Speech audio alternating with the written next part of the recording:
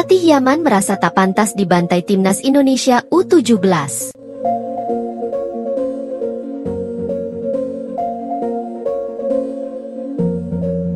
Luar biasa, timnas Indonesia berhasil mengalahkan Yaman dengan skor akhir 4-1 dalam lanjutan turnamen Piala Asia U17. Dengan kemenangan itu, memastikan Indonesia lolos ke Piala Dunia U17 yang berlangsung di Qatar tahun 2025. Artinya kita harus menganalisis secara tim. Kalau kita melihat permainan dari timnas Indonesia U17, mulai dari pertandingan pertama melawan Korea Selatan dan pertandingan kedua semalam melawan Yaman, yang kita bisa melihat secara jelas, yang benar-benar kelihatan, itu adalah kepercayaan diri dari para pemain. Bahwa pelatih yang menerapkan strategi yang berbeda, karena melawan Korea Selatan, timnas kita bermain betul-betul defensif, tapi lawan Yaman sebetulnya juga tidak total menyerang. Timnas U17 tidak serta-merta langsung keluar menyerang, enggak juga, tapi bermain mengandalkan ritme permainan, artinya possession itu, penguasaan bola itu dimanfaatkan sebaik mungkin. Saat timnas Indonesia lebih banyak menunggu menerima serangan membabi buta lah ya dari Yaman, tapi Yaman pun serangan mereka nggak begitu rapi. Itu kata kuncinya, nggak begitu rapi mereka ciptakan. Terkesan Yaman ini pun permainan monoton, nggak banyak kreasi, nggak berkembang, dan secara garis besar mati gaya, mati permainan Yaman kawan-kawan.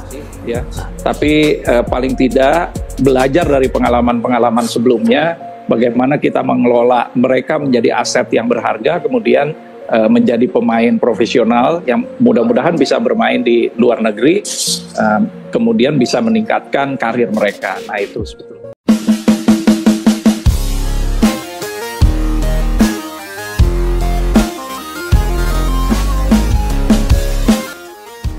Pelatih Yaman, Samar Saleh mengatakan hasil pertandingan melawan timnas Indonesia U17 di laga kedua grup C Piala Asia U17 2025 tidak menggambarkan keseluruhan permainan.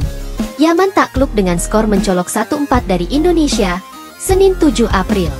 Hasil itu membantu tim Garuda Asia lolos ke babak perempat final sekaligus mengamankan tiket lolos ke Piala Dunia U17 2025. Sedangkan buat Yaman, kekalahan ini membuat mereka harus berjuang keras untuk mengamankan tiket ke Piala Dunia U17. Yaman akan bentrok dengan Korea Selatan di laga pemungkas untuk memperebutkan satu tiket tersisa dari grup C. Para pemain agak terlambat masuk ke tempo permainan yang diinginkan, tetapi kami tetap tampil baik. Kami bangkit di babak kedua dan hampir menyamakan kedudukan, ucap Saleh dikutip dari laman resmi AFC. Tetapi para pemain terburu-buru ingin mencetak gol dan menyia-nyiakan peluang. Saya harap kami dapat memperbaiki kesalahan kami di pertandingan terakhir, katanya melanjutkan. Dalam laga yang berlangsung di Stadion Prince Abdullah Al Faisal, Jeddah, Arab Saudi, timnas U17 mampu unggul lebih dulu 2-0 berkat gol Zahabi Goli dan Fadli Alberto.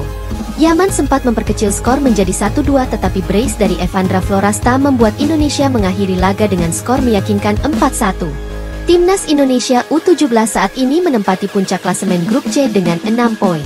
Korsel dan Yaman membuntuti di posisi kedua serta ketiga dengan koleksi 3 poin. Untuk mempersiapkan timnas U17, Nova Arianto, yang ditunjuk menjadi pelatih kepala, sudah menggelar seleksi sejak awal tahun 2024. Target tinggi, lolos Piala Dunia U17 2025, dicanangkan PSSI. Kegagalan di Piala AFF U16 tahun lalu juga tak diratapi terlalu lama. Tim Merah Putih bisa bangkit dengan lolos kualifikasi Piala Asia U17 2025. Kini, buah persiapan matang dan panjang itu sudah dipetik oleh timnas U17. Proses yang baik tidak akan mengkhianati hasil. Ungkapan itu mungkin cukup tepat untuk menggambarkan sukses timnas Indonesia U17 lolos ke Piala Dunia U17 tahun 2025, kata analis sepak bola, Muhammad Kusnaeni yang akrab disapa Bungkus dalam pesan kepada Detik Sport via WhatsApp.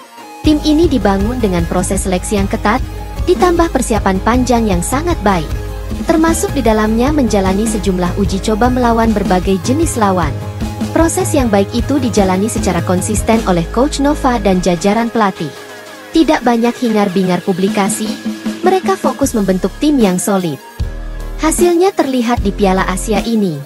Mereka tampil solid, disiplin, dan percaya diri menghadapi lawan-lawan yang cukup kuat, kata dia menambahkan. Itulah sepak bola modern dalam versi timnas Indonesia U17.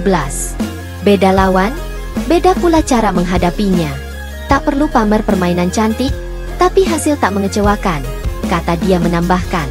Kendati sudah lolos ke Piala Dunia U17 2025 di Qatar pada November nanti, Timnas U17 diberi pesan agar jangan berpuas diri lebih dulu. Bungkus menilai ada beberapa pekerjaan rumah yang harus diselesaikan. Selamat untuk Timnas Indonesia U17. Jangan berpuas diri dulu. Tuntaskan perjuangan di Piala Asia. Setelah itu, banyak PR menanti untuk dibenahi sebelum berangkat ke Piala Dunia U17 di Qatar.